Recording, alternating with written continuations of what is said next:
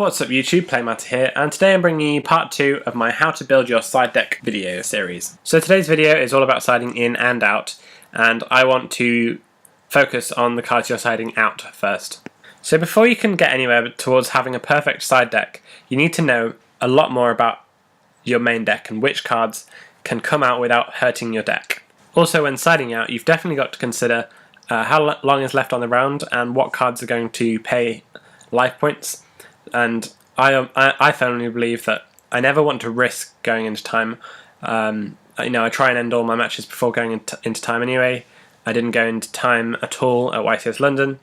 And I still am very careful to make sure that I do side out cards that cost life points. So things like Solemn Warning, things like Soul Charge, or even Upstart Goblin, they give life points to your opponent.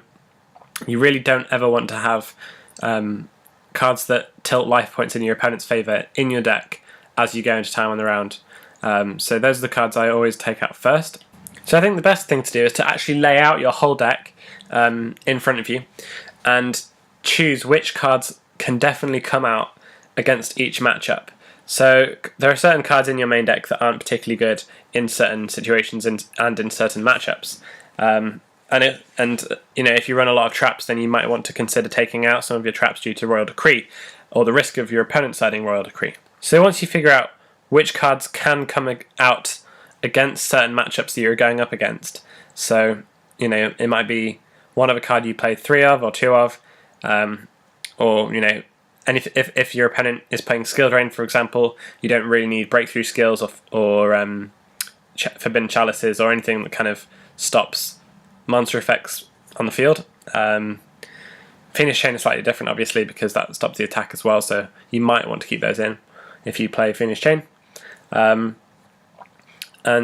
yeah, just kind of all the things that make sense to come out from your deck without hurting the deck idea. So you don't want to start taking out things that really are helping you achieve what the deck does best. You want to keep as much of that as you can in as possible, while siding, anywhere between 4 and I'd say a absolute maximum of 7 cards that you want to be siding in. Because if you take 7 cards, if you take 8 cards out or more from your deck, then you're just changing what your deck can do, and just making it really inconsistent, because you're then trying to play your side deck, but then you've only got 8 or more cards in your side deck.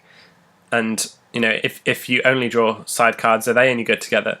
The answer is usually no. And I just suggest when you're deciding which cards can come out, you just ask yourself the questions from the first video: how much is taking this card out of my deck going to hurt me? And how much does it lower the accuracy and lower the capability of my deck? If it's not a vital card of your deck strategy, it's probably really completely fine to take out and side in something that's much more designed specifically for that deck and that opponent that you're playing against. The next tip is kind of, okay, so you've got 5 cards, 6 cards, 7 cards, 4 cards in front of you that you're happy to take out of your deck. So I really find it useful to make a list of which cards come out against each matchup and which cards come in against each matchup. Obviously, if you see their side deck, then you can alter that for game 3. But in general, it's really good to have as much consideration as possible beforehand into which cards can come out and which cards you really want to put in. So once you've got this list of kind of against Clifford, I take out these 5. Against Shaddoll, I take out these 6. Against Burning Abyss, I take out these 7. Once you've got that list, look at those lists and just think, if there's one card on each of those lists that you would like to keep in your deck the most, which card would it be? So yeah, that can really also help to lower the number of your side outs. So the next thing to do is obviously the same thing with your side deck. So you know how many cards you're able to take out of the deck.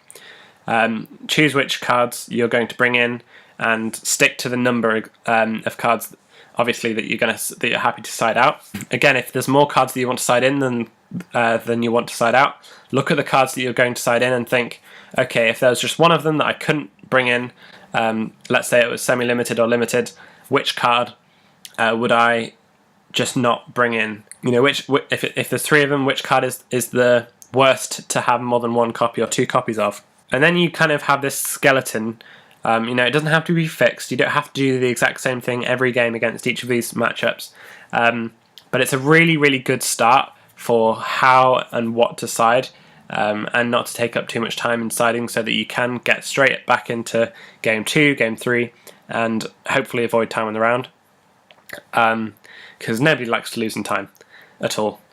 And you know, it never feels particularly great when you have to win in time. So yeah, I just want to go back to that card from your side deck that you would choose not to side in. Let's say if there's 7 cards you want to side in, the worst of those 7, you know, makes 6. But can that card come out of your side deck completely? Because then you've got room in your side deck for another card, for a different card. And this is a way to help you be as efficient as possible with the 15 card spaces you have in your side deck. Thanks for watching this video, guys. If you like this series, please give me a great big thumbs up and subscribe to my channel below, or up there. And yeah, it's been, till next time, Playmatter signing out.